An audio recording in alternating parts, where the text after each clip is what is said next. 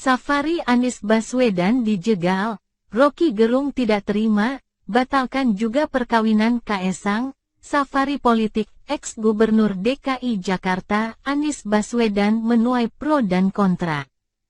Sejumlah pihak menilai Anies sudah mencuri start untuk rencana pencalonannya di pemilihan presiden 2024 mendatang.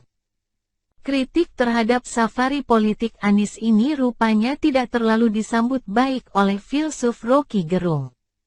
Akademisi yang kerap mengkritik pemerintahan Presiden Joko Widodo itu menegaskan bahwa langkah politik Anies tidak terlarang karena kini berstatus sebagai masyarakat biasa alih-alih pejabat publik. Menurutnya, keinginan Anies untuk mempublikasikan diri sebagai bakal calon presiden tidak boleh dilarang.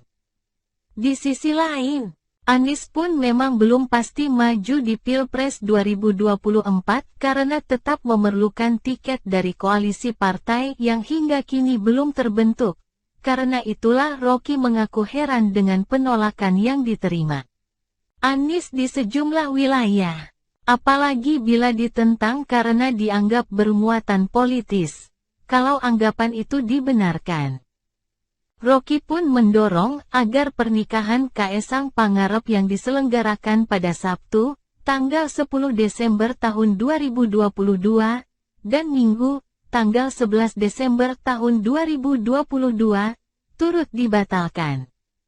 Hal ini seperti dikutip dari wartaekonomi.co.id jaringansuara.com. Di mana Roky menilai pernikahan putra bungsu Jokowi itu akan menjadi wadah terbaik untuk para aktor politik mencitrakan diri, kalau semua kegiatan Anies dianggap kampanye awal karena ingin jadi presiden. Mestinya perkawinan Kaesang di Solo dibatalkan karena itu akan jadi orang mendekati Presiden Jokowi supaya dapat restu, beber Roky saat berdiskusi bersama Hersubeno Arif. Dikutip pada Jumat, tanggal 9 Desember tahun 2022, menurut Roky penilaian masyarakat saat ini tergolong diskriminatif.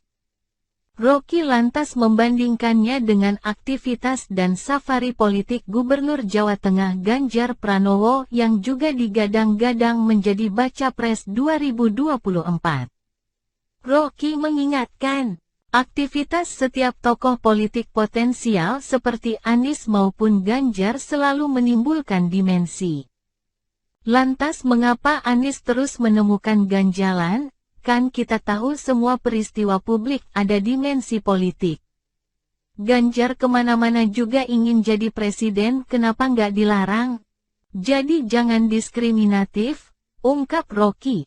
Padahal, ditegaskan pula oleh Roky, setiap warga negara berhak bila ingin berkampanye sebagai kandidat capres.